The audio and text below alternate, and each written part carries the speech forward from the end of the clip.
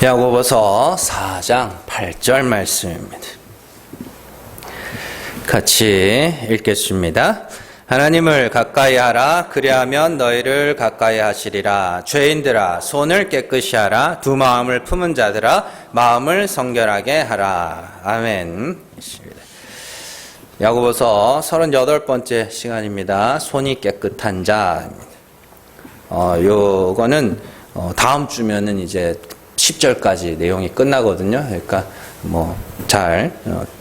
지금 왜 이렇게 진도가 안 나가 그러지 마시고 다음 주면 끝나요. 그래서 잘 들으시면 여러분들 많은 도움이 되실 겁니다.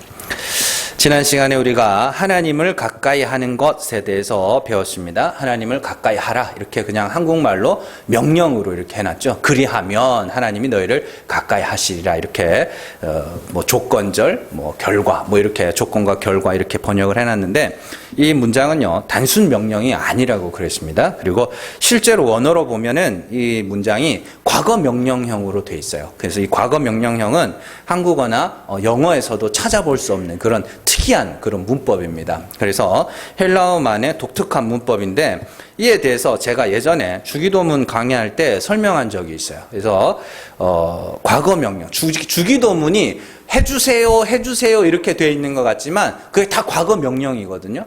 과거 명령법. 그래서 이 문장은 미래형으로 해석하는 것이 옳아요. 그래서 예를 들어서 가장 대표적인 이 과거 명령법의 그 문장이 주기도문에 보면 뜻이 하늘에서 이룬 것 같이 땅에서도 이루어지이다. 그때 이루어지이다 이게 과거 명령이에요.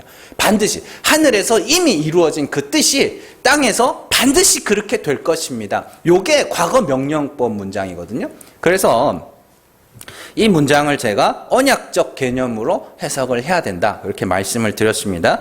언약적 개념이라는 것은 어려운 게 아닙니다. 요셉이 꿈으로 형들의 곡식단과 하늘의 달과 별과 11별이 자신에게 절하는 걸 꿈으로 봤죠. 그건 이미 그렇게 된 겁니다. 하나님의 언약이기 때문에, 계획이기 때문에 이미 그렇게 된 건데 그렇게 되기까지 요셉이 형에게 팔려가고 노예 생활하고 감옥 생활하고 이 과정들 있죠. 그래서 그렇게 되어서 반드시 그렇게 될 것이기 때문에 그런 것들이 이제 언약적 개념이라고 이야기를 하는 거예요. 그래서 그런 언약적 개념을 설명할 때 과거 명령법 이렇게 많이 사용됩니다. 그래서 하나님을 가까이 하라. 그리하면 하나님이 너희를 가까이 하시라. 이거는 하나님이 너희를 하나님과 가까운 자를 만들기 위해서 너희를 가까이 하실 것이다. 이렇게 그러니까 좀 복잡해 보이지만 그런 거예요. 하나님이 반드시 너희를 택하신 자를 하나님과 가까운 자로 만들고야 말 거야. 이런 문장으로 해석을 해야 되는 거예요. 그래서 그걸 그러니까 하나님이 제가 설명드렸죠. 하나님이 끌고 갈 때 잘 끌려가면 된다고. 뻗팅기고 반항해봐야 발만 아프지. 잘 끌려가면 되는 거예요. 그래서 하나님을 가까이 하라. 그리하면 하나님이 너희를 가까이 하실 것이라는 것도 하나님이 너희를 하나님과 가까운 자로 만들기 위해서 반드시 너희를 먼저 찾아올 거야. 이런 이야기예요. 그래서 이런 문장들은 필연적 결과를 담은 미래형 문장으로 해석해야 돼요. 반드시 그렇게 될 것이다. 하나님이 택하신 자가 하나님으로부터 떨어지는 것을 절대로 가만 놔두지 않을 것이다. 그러면 어떻게 해요? 어떻게?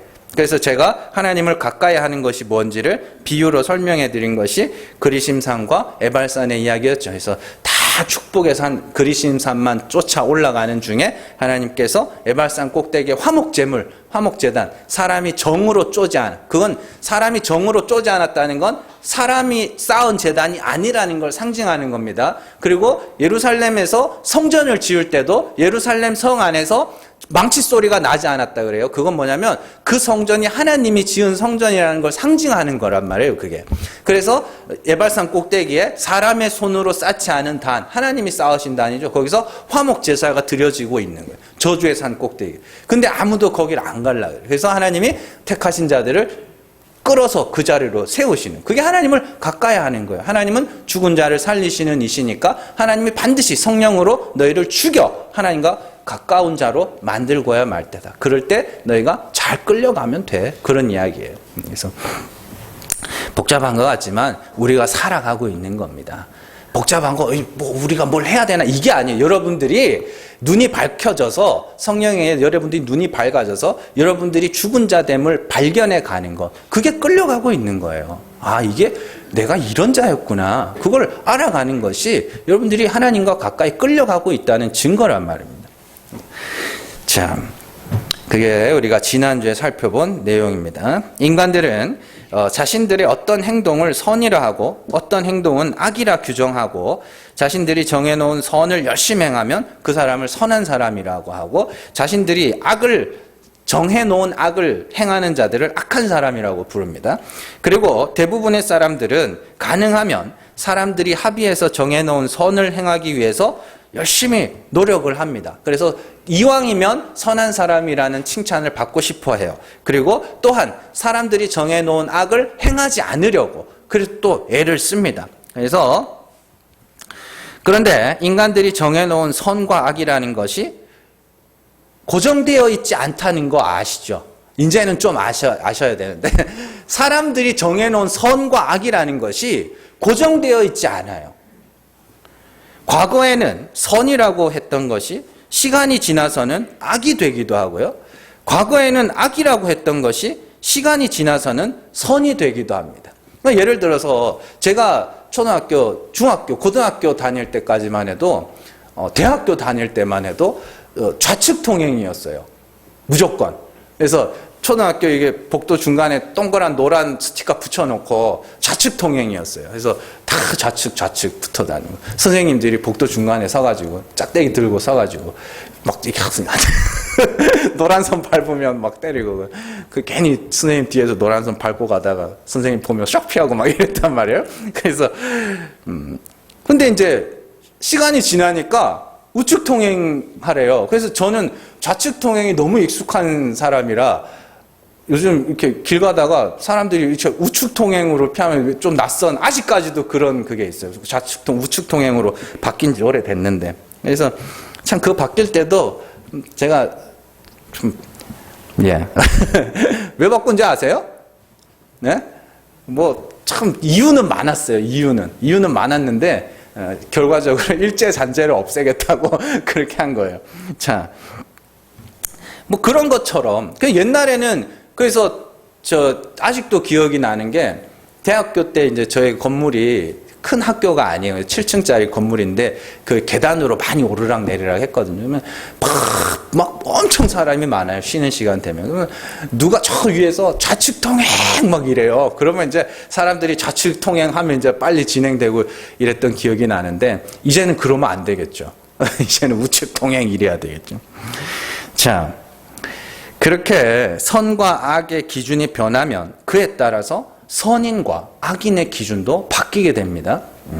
그래서 나라의 영웅으로 불렸던 사람이 하루아침에 민주주의를 파괴한 독재자로 불리기도 하고요.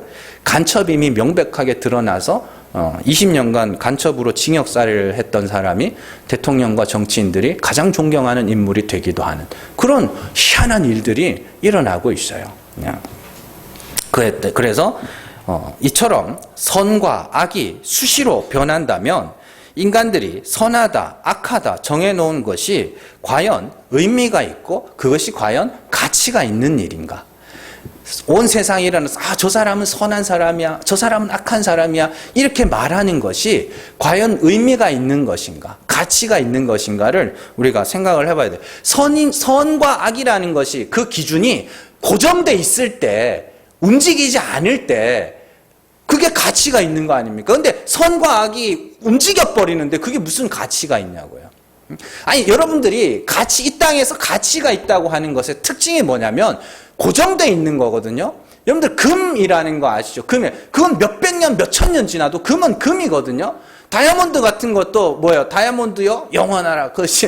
CF 카피 아닙니까? 광고 카피. 그 영원한 거거든요. 변하지 않는 거거든요. 소금 같은 것도 마찬가지죠. 언약의 개념으로 쓰이는 그 소금도 변하지 않아요. 100년이 지나도 소금은 그대로 있습니다. 그러니까 이 땅에서 우리가 가치 있다는 건 변하지 않는 것을 포함하고 있는 건데, 인간들이 선하다 악하다라는 그것이 그 개념이 수시로 바뀌는데 그게 무슨 가치가 있으며 또한 그러한 선악의 개념으로 사람들을 선하다 악하다 하는 그 세간의 평가가 무슨 그렇게 귀한 가치가 있겠느냐라는 것이죠.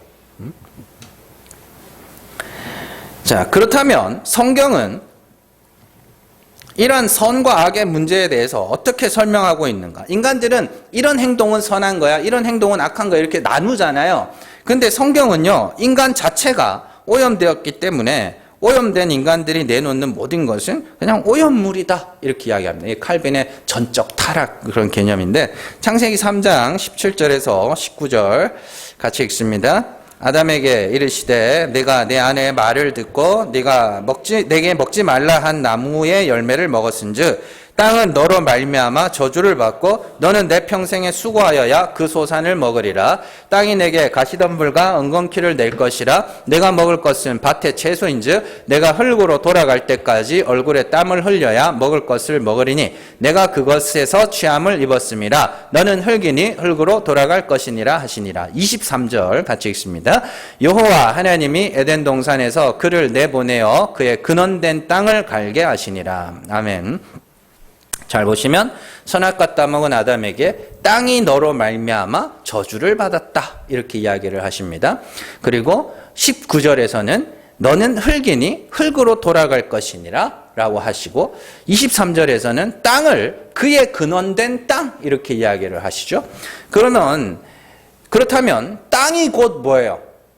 땅이 곧 아담이에요. 네, 뭔 말인지 아시죠? 땅이 곧 아담이에요. 그리고 땅이 저주를 받았다는 것은 아담이 곧 저주를 받았다는 이야기입니다. 그리고 하나님은 아담에게 근원된 땅을 갈아라 이렇게 이야기를 하셔요. 그 땅에서는 가시덤불과 엉겅퀴를 내게 하셨다 이렇게 이야기를 해요.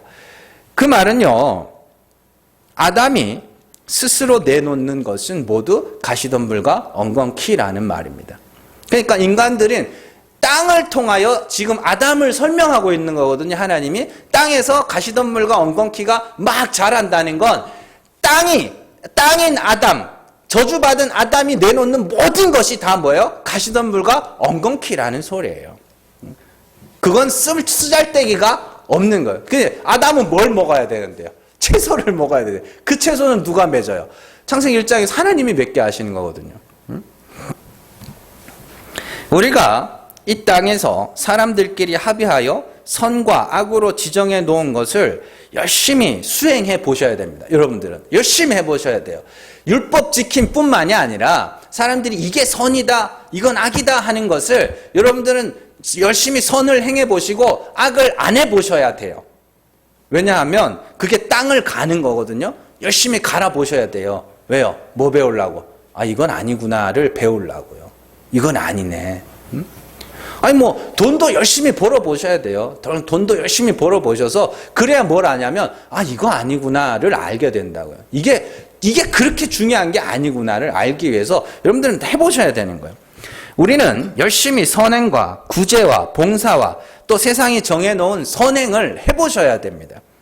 그리고 그것이 하나님이 받으실 만한 것이 아님을 알아야 하며 열심히 돈도 벌고 일도 열심히 해보시고 열심히 여러 가지 보람과 그런 것도 느껴보셔야 돼요. 그래야 그게 하나님이 받으실 만한 것이 아니라는 걸 안다는 이야기예요. 히브리서 6장 7절에서 8절입니다. 같이 읽습니다. 땅이 그 위에 자주 내리는 비를 흡수하여 밭가는 자들이 쓰기에 합당한 채소를 내면 하나님께 복을 받고 만일 가시와 엉겅퀴를 내면 버림을 당하고 저주함에 가까워 그 마지막은 불사름이 되리라. 아멘. 요게 요 창세기 말씀을 그대로 본따서 히브리서 기자가 말한 거란 말이에요. 자주 내리는 비를 흡수한다는 것은 말씀입니다. 진리의 말씀을 듣는다 이런 이야기예요. 그러니까 진리의 말씀을 들은 자들이 합당한 채소를 내놓지 못하고 가시덤불과 엉겅퀴를 내게 되면 그건 버림을 받는다. 가시덤불과 엉겅퀴는 뭐예요? 내가 스스로 맺은 거. 그거 내놔봐야 하나님은 안 받는다는 소리예요. 그렇다면 밭가는 자들이 쓰기에 합당한 채소라는 건 뭐냐? 하나님을 향한 감사와 찬송이에요. 그래서 히브리서 기자는 이런 말씀을 근거로 성도들이 맺어야 할 열매를 입술의 열매라고 부릅니다. 히브리서 13장 15절 같이 읽습니다. 그러므로 우리는 예수로 말미암아 항상 찬송의 제사를 하나님께 드리자. 이는 그 이름을 증언하는 입술의 열매니라. 아멘. 이게 바꾸는 자들이 쓰기에 합당한 채소라니까요. 찬송의 입술의 열매, 찬송의 제사. 이거요. 그러니까 그거 내놓으면 되는데 인간들이 자꾸만 자기가 맺은 어떤 것들, 자기가 스스로 내놓는 어떤 것들을 자꾸 내놓으려고 그러는 거예요. 여기서 중요한 것이 예수로 말미암아 찬송의 제사를 드리자는 말이에요. 예수로 말미암아 찬송의 제사를 드리자는 것은 기존에 인간들이 자기 힘으로 드리던 제사가 폐하여지고 하나님이 우리를 위하여 드려주신 예수 그리스도라는 제사, 그것을 그 은혜를 받은 자들이 감사로 제사를 드리는 것을 이야기하는 겁니다. 그래서 이 말씀이 호세아의 말씀에서 인용된 건데 한번 호세아 14장 2절 같이 읽습니다. 너는 말씀을 가지고 여호와께로 돌아와서 아뢰기를 모든 불의를 제거하시고 선한 바를 받으소서. 우리가 수송아지를 대신하여 입술의 열매를 주께 드리리이다. 아멘. 보세요. 불의를 제거하시고 선한 것을 받으세요. 뭘 주는데? 그 선한 게 뭔데요? 입술의 열매, 찬송의 제사. 근데 수송아지를 대신하여 이렇게 돼요. 수송아지가 뭐예요? 가시덤불과 엉겅퀴예요. 우리가 스스로 맺은 것들.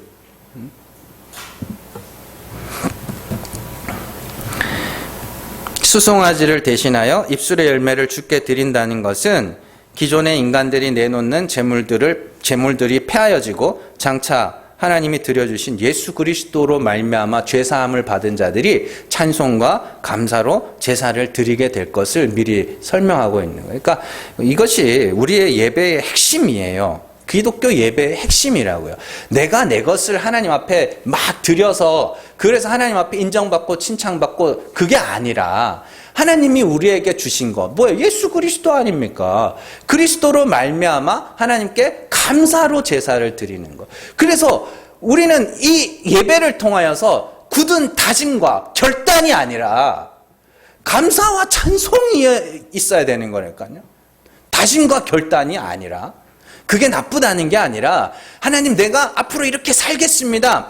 그게 아니라 하나님이 우리에게 원하는 건 내 은혜를 좀 알아라 라니까요. 내가 내 아들을 희생시켜 너희를 구원한 그 사랑을 좀 알아라. 그것이 진짜로 하나님이 원하시는 건데 이상하게 인간들이 그게 별로 안 하고 싶어요. 그런 것들. 자꾸 뭔가 내가 막 각오가 생기고 결단이 생겨야 오늘 예배가 은혜로웠어. 아니요, 여러분들 그게 아닙니다.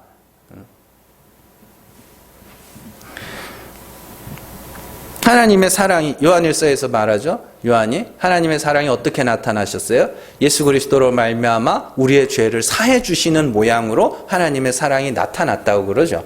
그게 하나님이 우리에게 주신 거라니까요. 그러면은 우리는 이제 그 사랑을 알아가야 되죠. 어떻게 알아가요? 여러분들의 죄를 알면 돼요. 여러분들의 죄를 하나씩 알아가고 여러분들의 죄의 눈을 떠가기 시작하면 그건 이미 사함받은 건데 이미 사함받은 그 죄가 얼마나 큰 죄를 사함받았는가를 알아가는 것이 여러분들이 그리스도의 사랑을 알아가는 것이고 하나님의 은혜를 알아가는 거예요. 그래서 죄가 더한 곳에 은혜가 더욱 넘쳤다. 이게 무슨 말인지만 여러분들이 이해를 하시면 말씀들이 어렵지 않게 풀린다니까요. 근데 여러분들이 현실적으로 여러분들의 죄를 보고 싶어 하지도 않고 인정하고 싶어 하지도 않아요. 그래서 성령이 보게 하시는 거예요. 그래서 그걸 십자가에서 그리스도와 함께 받는 고난이라고 그러는 거예요. 그래서 우리는 우리의 죄를 알아가면서 그 죄를 아들의 제사로 사하여 주신 하나님의 은혜에 대한 감사와 찬송으로 하나님께 예배하는 거예요. 그 우리의 예배의 핵심입니다. 그런데 문제는 인간들이 여전히 가시덤불과 엉겅퀴를 들고 하나님께 나가겠다고 하는 자들이 있다는 데 있어요. 자꾸 아직도 내가 하나님 앞에 뭘 해드려야 되는 줄로 생각을 하는 거예요. 그것이 교회 안에 침투한 율법주의의 핵심이며 그것이 야고보가 말하는 간음이잖아요. 그게 율법의 신랑, 율법의 첫 남편에게로 다시 돌아가서 내가 하나님께 직접적으로 뭔가를 해드려야지 하는 그 마음.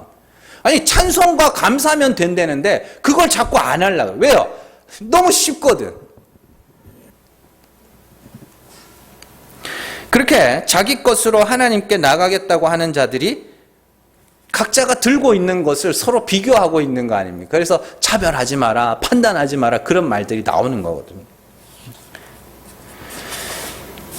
자, 그리고 그러한 가늠한 여인들에게서 간음에서 벗어나는 방법으로 세 번째 말하는 것이 오늘 말씀에 나오는 손을 씻으라예요. 손을 씻으라. 근데 사실 손을 씻는 것보다 더 중요한 것은 야고보가 성도들에게 죄인들아 이렇게 부르고 있다는 그런 게 있어요. 손을 씻는 것보다 더 중요한 게 야고보가 성도들을 죄인들아라고 부르는 거예요. 그게 더 중요한 겁니다.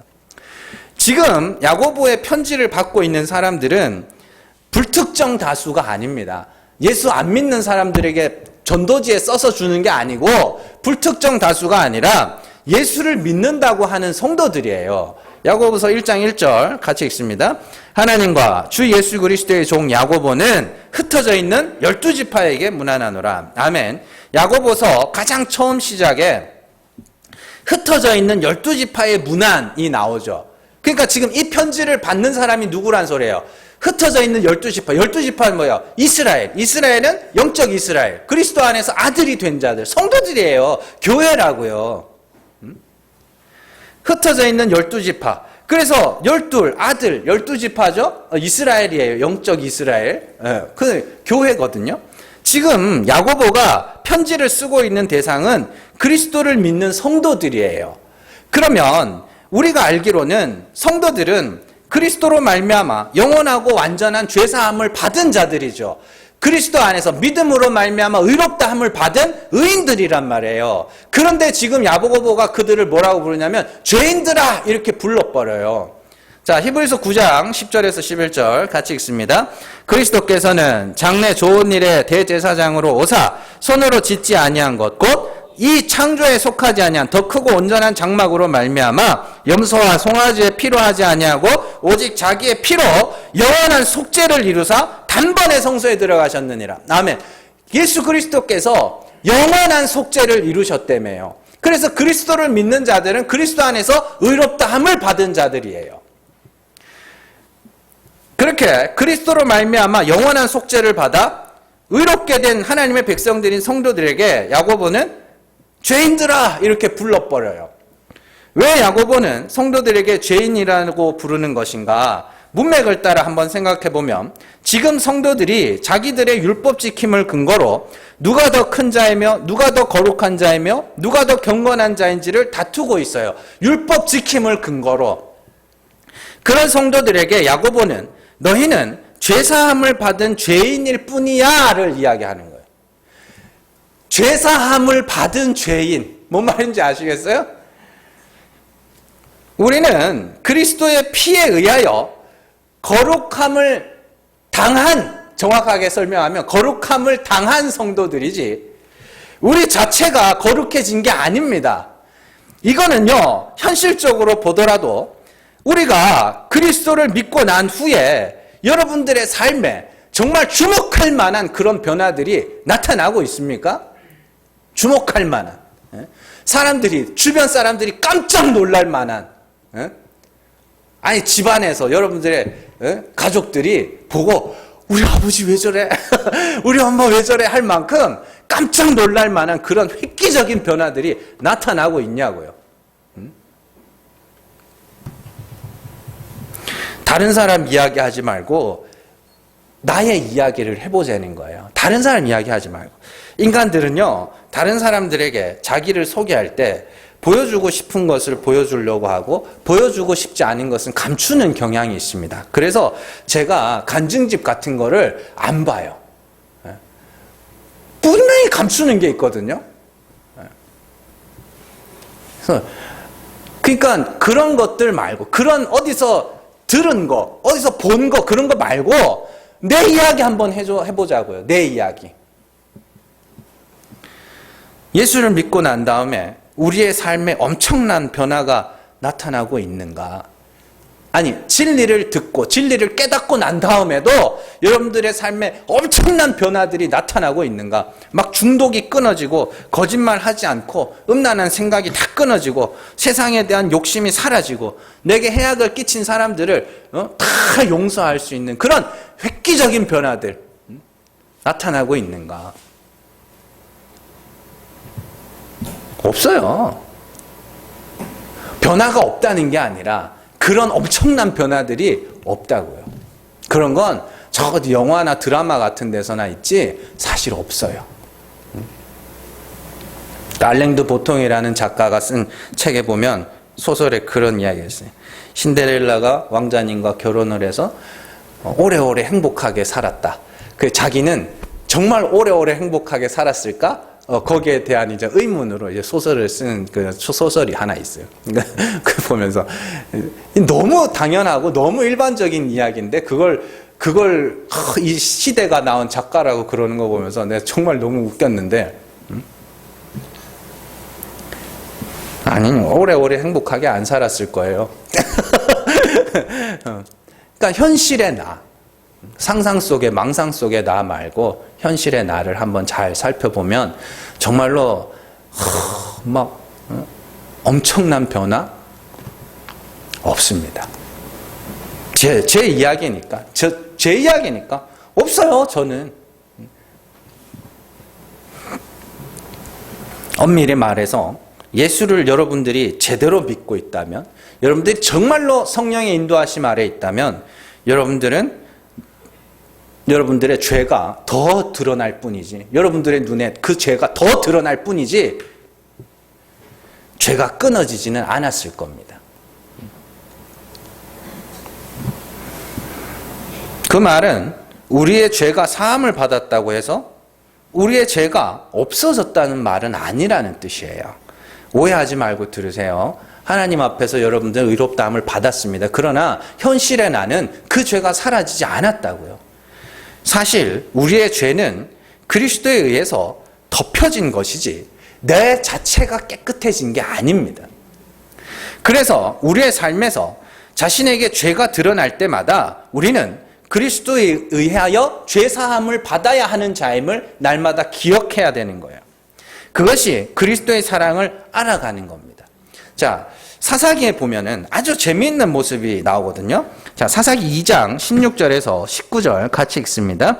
여호와께서 사사들을 세우사 노략자의 손에서 그들을 구원하게 하셨으나 그들이 그 사사들에게도 순종하지 아니하고 오히려 다른 신들을 따라가 음행하며 그들에게 절하고 여호와의 명령을 순종하던 그들의 조상들이 행하던 길에서 속히 치우쳐 떠나서 그와 같이 행하지 아니하였더라. 아멘. 잘 보시면 하나님께서 이스라엘 백성들이 우상 숭배의 죄로 말미암아 그들 이방인의 손에 파시고 그 후에 하나님께서 사사들을 세우셔서 그들을 구원해 내십니다. 그런데 17절에 보시면 그들이 그 사사들에게도 순종하지 아니하고 오히려 다른 신들을 따라가 음행하며 이렇게 돼 있죠. 그러니까 이 사람들, 이스라엘 백성들은 어때요? 사사가 있으나 없으나 계속해서 범죄하였죠.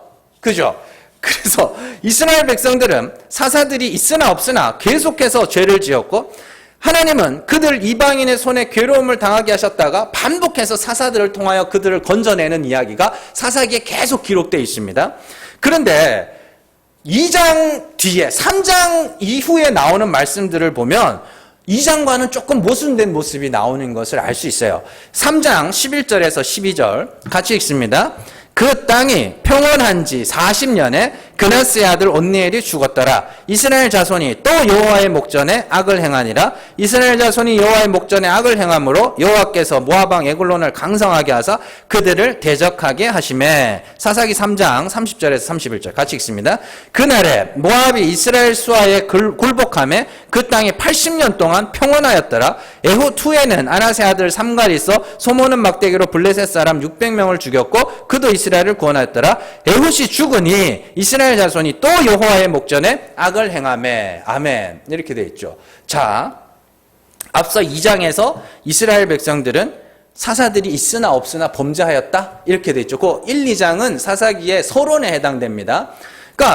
그런데 뒤이어 나오는 3장의 내용뿐만이 아니라 그 뒤에 나오는 사사들의 내용들을 반복해서 살펴보면 사사들이 있을 때는 평온하였다가 사사들이 죽으면 여호와께 또 악을 행하였다, 또 악을 행하였다 이렇게 돼 있어요. 그러니까 이런 말씀들을요 인본주의적 관점으로 읽으면 강력한 지도자가 있을 때는 이스라엘이 죄를 짓지 않다가 그 강력한 지도자가 사라지자 이스라엘이 와 이제 지도자가 사라졌구나 죄를 지어야지 이런 식으로 해석을 하는데 그러면 2장과의 내용은 완전 달라지는 거예요.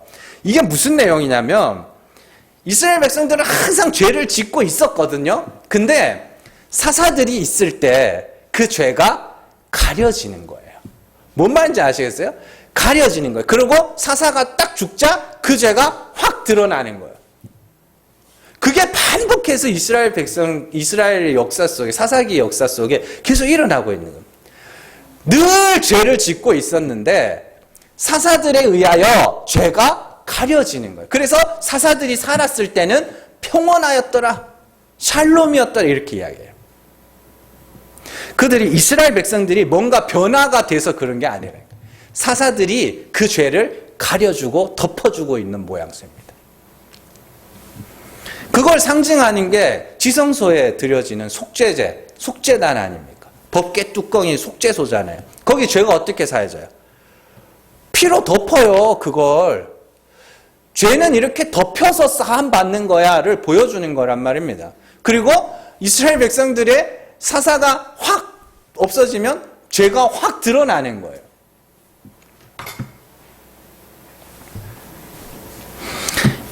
사사기에서 사사들은 예수 그리스도의 모형입니다. 다 예수 그리스도의 모습을 다 담고 있어요, 사사들은. 우리는 그리스도에 의하여, 그리스도의 피에 의하여 죄가 덮여진 존재들이지 우리 자체가 죄가 없어진 게 아니라는 말입니다. 우리는 여전히 죄인이에요. 그러니까 그 현실에 여러분들이 눈을 뜨셔야 돼요. 자꾸만 어떤 사람들이 자꾸만 소설을 써요. 요만큼 변한 거를 그런 간증은 저도 할 수 있다니까요. 내가 옛날에는 이랬는데 지금은 이래요라고 그걸 엄청나게 크게 쓰고 여전히 변하지 않는 모습은 그냥 그대로 놔두고 가. 그런 소설은 저도 쓴다니까요.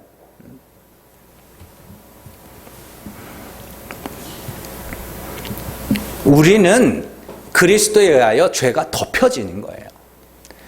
그래서 우리 안에서 죄가 완전히 끊어지질 않는 거예요. 그래서 야고보가 성도들에게 죄인들아 이렇게 부르는 거예요. 이 말 안에는 두 가지의 의미를 내포하고 있습니다. 첫 번째는 우리는 그리스도에 의하여 죄사함 받은 죄인들이야 라는 뜻이에요. 우리는 우리의 힘과 노력에 의하여 의로우며 거룩하게 된 존재들이 아니라 예수 그리스도의 희생에 의하여 거룩함을 당한 그런 존재들이라는 뜻입니다. 두 번째는 그리스도와 분리될 경우 우리는 그냥 하나님 앞에서 버림받아야 할 죄인일 뿐이야를 같이 담고 있는 내용이에요. 그렇게 부르는 데는. 우리는 그리스도에 의해서 죄사함 받은 죄인들이며 그리스도의 덮으심에 의하여 죄가 가려진 자들이지 그 죄가 없어진 존재들이 아니라는 뜻입니다. 그래서 우리는 그리스도와 분리될 경우 하나님 앞에서 그저 죄인일 뿐이라는 거예요. 그래서 그리스도와 분리가 뭐예요? 간음 아닙니까 그게? 성도는 하나님 앞에서 단독자로 설 수 있는 존재들이 아닙니다. 선악과 따먹은 모든 아담의 후손들은 저주받은 자들이며 그들이 아무리 선하다고 내놓는 그 열매들도 하나님 앞에서는 가시덤불과 엉겅퀴일 뿐이라는 이야기예요. 그러니까 그것 들고 가서 하나님 앞에 내가 내 힘으로 하나님 앞에 뭔가 인정받으려고 하지 말라는 이야기입니다. 그게 그리스도와 분리가 되는 거라니까요. 그러면 죽어요. 그래서 하나님이 어떻게 우리를 그리스도와 분리되지 못하도록 수시로 우리의 죄를 포기하시는 거예요. 그게 하나님이 여러분들과 함께 하신다는 증거라니까요. 그리스도께서 우리를 영원히 떠나지 않는다며요. 영원히 떠나지 않으신다며요. 왜요? 어떻게 해요? 우리를 막 이렇게 부잣집에 살게 해주는 그런 거? 그런 유치한 거는 이제 좀 그만하셔도 돼요. 이제는 뭐라더라? 분당인가요? 하여튼 거기는, 이제는, 옛날에는 하나님 아들들만, 간다거든요. 이제는 하나님 아들들도 못 간다고, 그런 이야기, 집값이 하도 올라서 그렇다는데,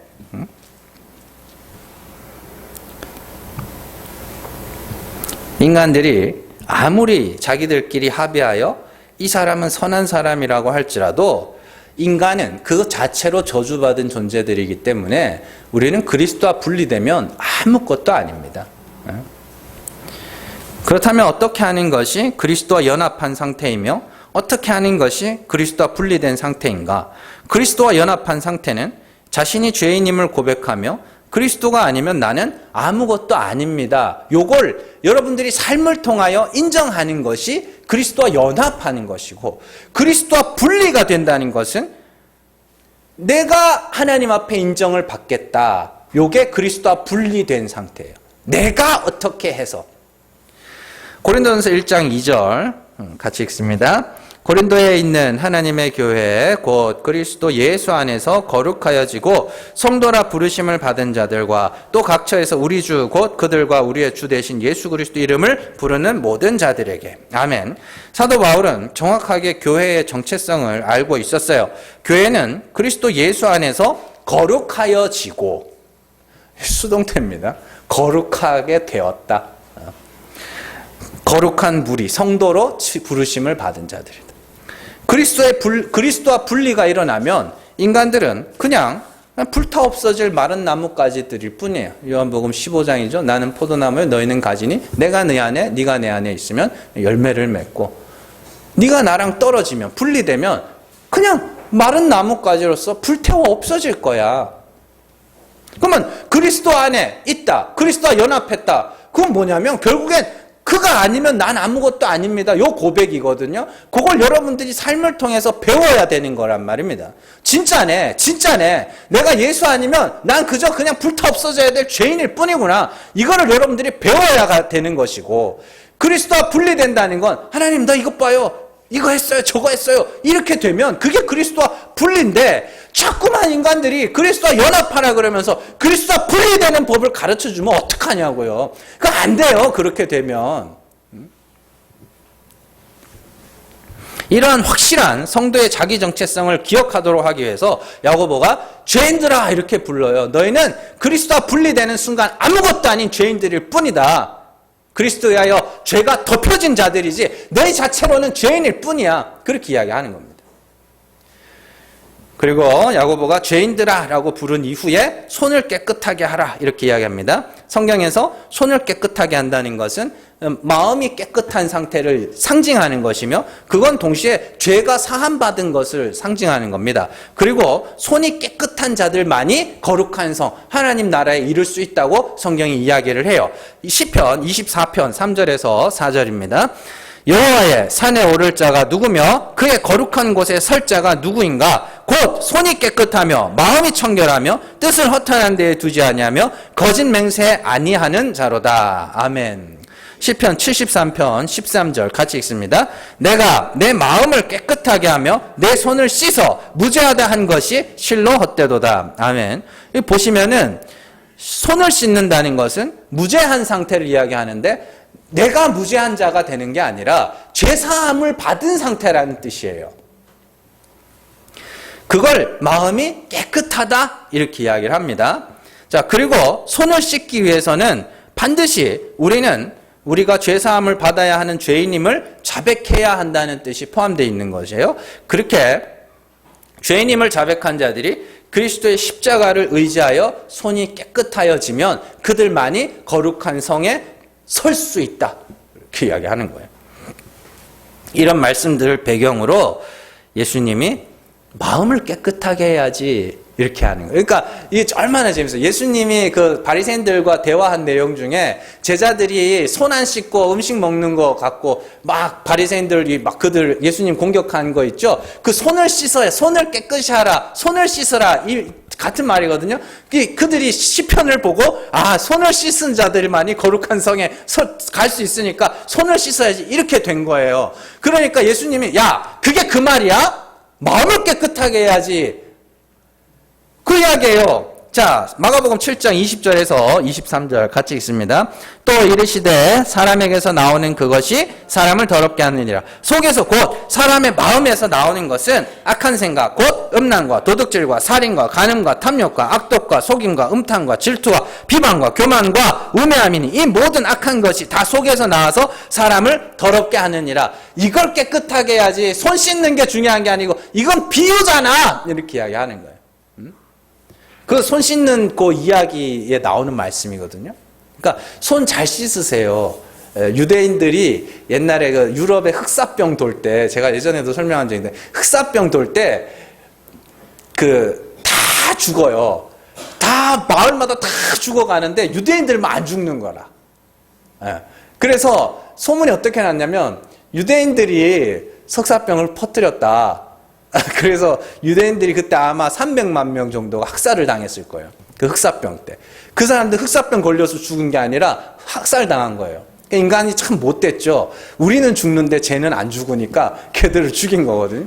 근데 이제 왜냐하면 유대인들이 이 관습을 따라서 손을 씻는 그 습관이 있었어요. 유럽에는, 중세 유럽은 이런 관념이 없었어요. 그런 청결에 대한 관념이. 그래서 여러분들 하이힐 왜 생겼는지 다 아시죠? 그 화장실 이런 시설 없어서 이렇게 변을 다 길바닥에다 버렸단 말이에요. 그래서 똥 밟을까봐 하이힐 신었단 말이에요. 우리나라도 마찬가지였고. 근데 이제 유대인들은 그때만 해도 손 씻는 그게 있어가지고 유대인들만 흑사병 안 걸린 거예요. 그래가지고 뭐 그런 일들도 있었는데 뭐 단순히 그런 이야기는 아니에요. 손을 씻는다는 건 마음을 깨끗하게 한다는 것을 상징하는 것이고, 그럼 어떻게 마음을 깨끗하게 하는가? 마가복음 7장 20절 23절에서 우리가 읽은 바와 같이 우리 안에는, 사람의 마음에는 이런 것밖에 없다는 이야기거든요. 이런 것밖에 없어서 그것들이 우리를 더럽게 한다. 하나님 앞에서 더러운 자로 여김을 받는데, 그러면 어떻게 하냐? 그럼 이 죄를 안 지어야 되는구나가 아니라 그것 들고 십자가 앞에 나오라는 이야기예요.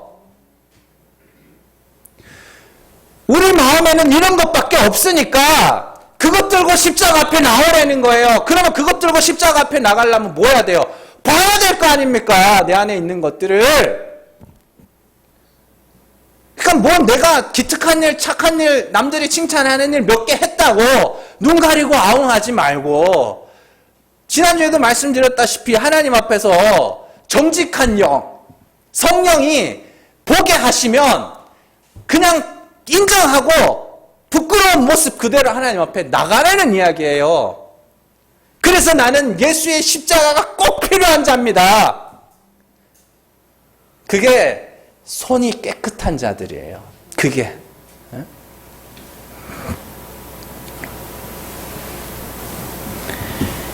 그리스도를 믿었다고 해서 저런 것들이 없어지는 것이 아니라 사실 더 드러나야 돼요.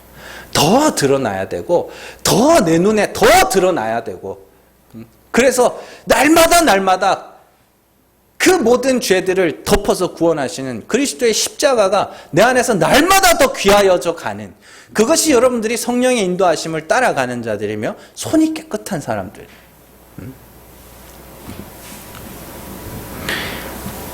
몇 가지 착한 일, 경건한 일, 거룩한 일을 했다고, 또 몇 가지 중독들을 끊어냈다고 해서 마치 나 자신이 경건한 자인 줄로 착각하지 말라는 이야기입니다. 우리는 그리스도와 분리되는 순간 그저 불꽃에 던져질 죄인들이랄 뿐이라는 겁니다. 그런 것들 하지 말라는 게 아닙니다. 여러분들 건강한 삶과 평안한 가정생활과 원만한 사회생활을 위해서 악한 습관들, 못된 중독들은 좀 끊어내셔야 돼요. 여러분들이 평안한 삶을 위해서 끊으셔야 된다니까요. 그러나 그런 것들을 근거로 내가 하나님 앞에서 뭔가 특별한 존재로 여기지 말라는 이야기입니다. 우리는 성령이 우리 안에서 끊임없이 그 죄들을, 그 더러운 것들을 보게 하실 것이기 때문에 그래서 그때마다 주의 십자가 그러는 거예요. 그래서 그 은혜를 아는 자들이, 그 죄사함의, 그 덮으심의 은혜를 아는 자들이 하나님 앞에 나와서 그 예수로 말미암아 찬송의 제사를 드리는 거예요. 감사의 입술의 열매를 맺는 것이고. 여러분들이 잘 기억하셔야 하는 건 우리는 우리의 됨됨이로 하나님 앞에서 의롭다, 불의하다 평가를 받는 것이 아닙니다. 그리스도와 연합하였는가 아니면 그리스도와 분리되었는가 그것으로 평가받는 거예요. 이 땅에서 신랑과 신부의 관계가 끊어지고 나면 참 재미있는 것은 시집과의 관계도 끊어집니다. 그러죠? 그런 거예요. 남편과 아내가 이렇게 오붓하게 살 때는 명절 때 시집도 가고 처가도 가고 그렇게 되지만 끊어지면요 점점 관계가 끊어져요. 그런 거예요. 그게 진리를 담고 있는 거거든요. 며느리도 내 아들 며느리일 때나 며느리지 내 아들하고 상관없어지면 며느리 아니라니까요. 사위도 마찬가지죠. 사위도 내 딸이랑 관계 있을 때나 사위지 내 딸이랑 관계 끊어지고 나면 아무 사람도 아닌 거예요. 그런 거라니까. 하나님이 그래요. 그리스도라는 신랑과 연합한 자. 그래서 신부들이 그리스도 아니면 나는 죽어야 될 죄인일 뿐입니다. 요 고백을 하는 그리스도와 연합한 자들일 때 하나님이 그를 보시고 그리스도로 말미암아 하나님의 아들로 여겨주시는 것이지. 그리스도와 분리되면 아무것도 아니라니까요. 하나님이 나라는 존재를 귀하게 여길 거라고 생각하지 마세요. 물론 귀하게 여기시니까 아들을 내어주신 거죠. 그러나 그리스도와 분리되면 아무것도 아닌 겁니다. 야고보가 지금 그 이야기를 하고 있는 거예요. 너희가 그리스도와 분리되는 순간 너희는 그냥 죄인들일 뿐이니까 절대로 그리스도에게서 떨어지지 마라. 그래서 너희가 그리스도와 연합하게 되었을 때 그리스도만을 온전히 바라게 되는 것이 너희 손이 깨끗하여지는 거야. 이렇게 이야기하는 겁니다. 자, 여러분들 수시로 그리스도가 아니면 나는 아무것도 아님을 배워가세요. 그래서 하나님이 우리 죄를 거두어 가시지 않으시는 거예요. 때로는 정말로 목사로서 하나님 정말 이 승질머리 좀 어떻게 좀 안 되냐 가끔 진짜 너무 괴로울 때가 있어요. 그래서 이거 좀 어떻게 안 되냐고 핑계 같지만 부끄럽거든요 사실. 근데 핑계 같지만 하나님이 그걸로 말미암아 예수밖에 전할 수 없도록 만들어 가신 거예요. 이게 지 승질 내는 거 핑계 대려고요. 여러분들 승질 내보신 분들 아실걸요? 정신 차리고 나면 얼마나 그게 후회되는 일인지. 안 그래요? 여러분들 겪어보셔야 되는 거예요. 마찬가지입니다. 거짓말 잘하는 사람들은요, 거짓말 한 곱이 넘어가려고 거짓말 해놓고도 그 마음이 찜찜하다니까요. 그게 모여가지고 여러분들 다른 성도들 막 모여가지고 다른 사람 막 뒷담하고 막 이러면은 기분 좋죠. 재미있죠. 근데 지나고 나면 찜찜하니 그냥 왜냐하면 하나님이 그런 것들을 좀 거두어 가셨으면 좋겠는데 안 거두어 가셔요. 왜냐하면 네가 십자가 아니면 아무것도 아님을 알라고. 핑계와 변명으로 삼으라는 이야기가 아닙니다. 성령이 여러분들 안에서 그 죄를 보게 하시는데 어떻게 그게 가만히 있어요. 내가 발가벗겨지는 그런 부끄러움과 수치인데. 그것마저도 없으면 사람도 아닌 거고.